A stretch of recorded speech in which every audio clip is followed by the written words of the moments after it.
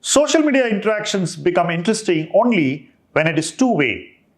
You must get a fair chance to interact with the person you follow or the person whose videos you watch. I have started this new initiative, Ask Milestones to Wealth Anything, AMA in short, through which all of you can stay in touch, ask me questions you like to ask, clear your doubts on personal finance, learn more about Milestones to Wealth and about our PMS products, and stay connected. So this brings us closer. I am able to be closer to you, to help you in whatever way I can. You feel closer by asking whatever you wish to, and we grow together, helping each other along the way. So fill in this form and stay connected through Ask Milestones to Wealth Anything.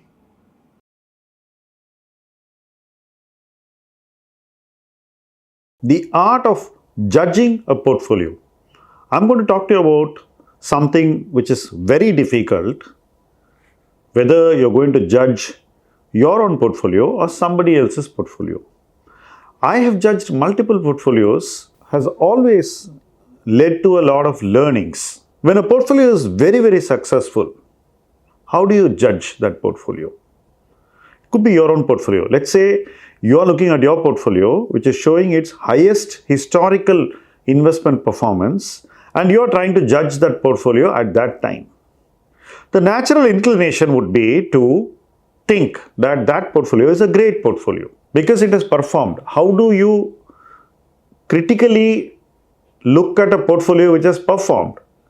It's very difficult. Assume it is somebody else's portfolio. Assume it's a professional manager's portfolio and you need to look at it critically. How do you critically evaluate a portfolio built by someone else? Whether it's your own portfolio or someone else's portfolio, this process of judgment has to be done with sobriety and precision. You cannot bring in biases. So you need to be very, very objective while you study such a portfolio. Assume it's your own portfolio.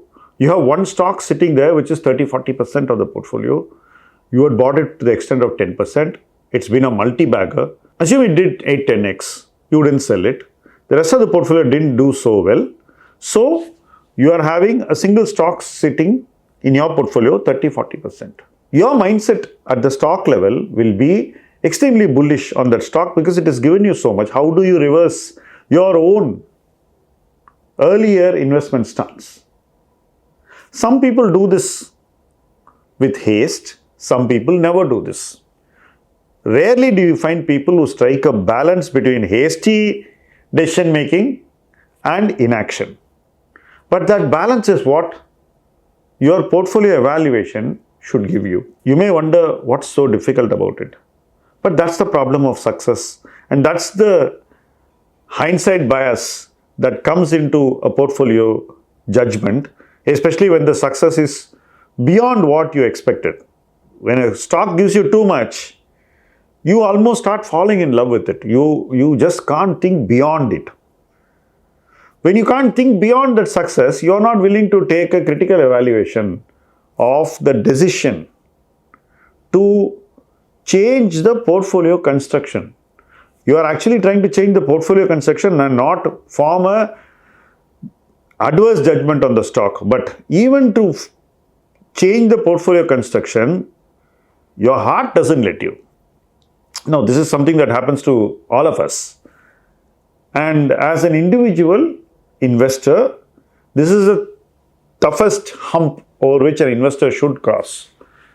I think that a moderate approach should help an investor strike a right balance in such judgments.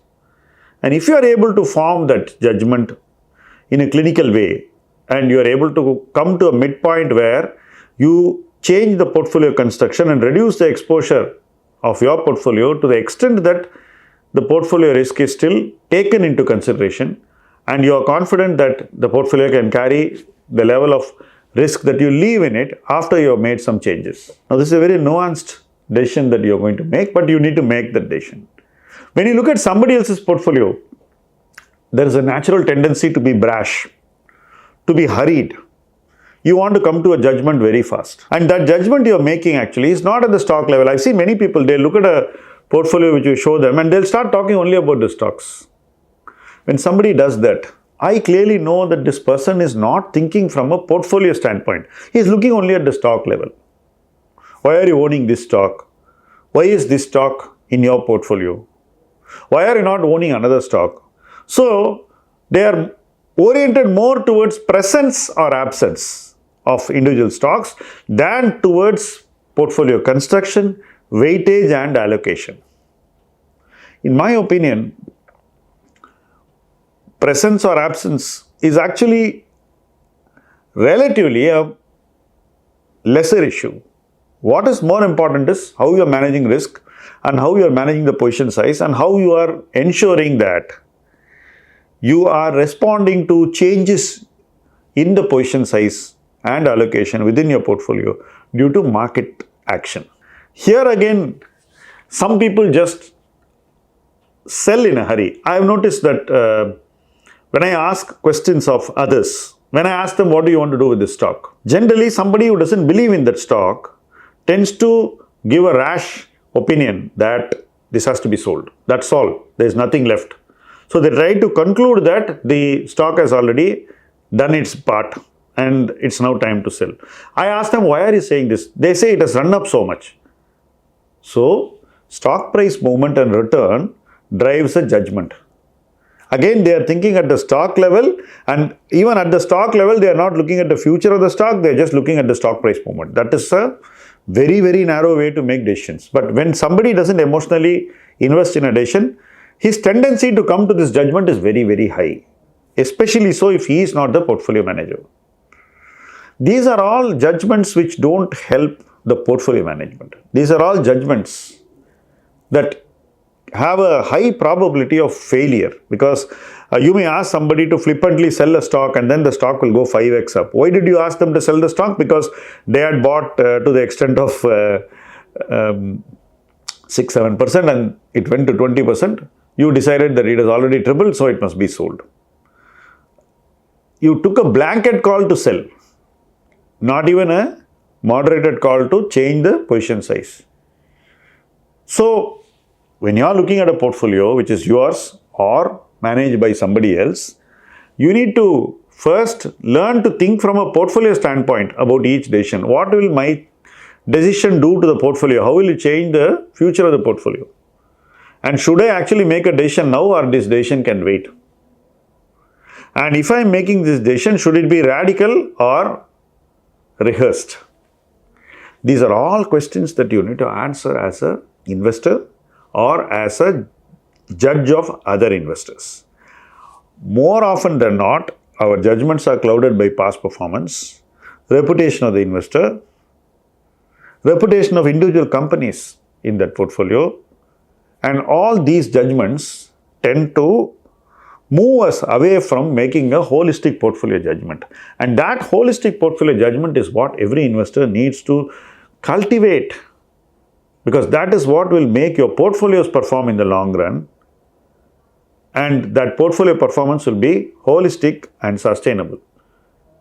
On the contrary, if you are always thinking at the stock level and refuse to think beyond that, our portfolios will become a prisoner of stock judgments, and those judgments could at times lead us to a very difficult situation, because stock judgments can often fail. And when they start failing, your portfolio judgments will be failing at a second order level. So you need to be very careful about these things. And this is a good time for us to think about how we make these judgments. Hopefully change the way we look at these judgments and think at the portfolio level and reduce our stock level obsession. Because when you start thinking at the portfolio level, you become a more holistic investor. Isn't that what we all want to be?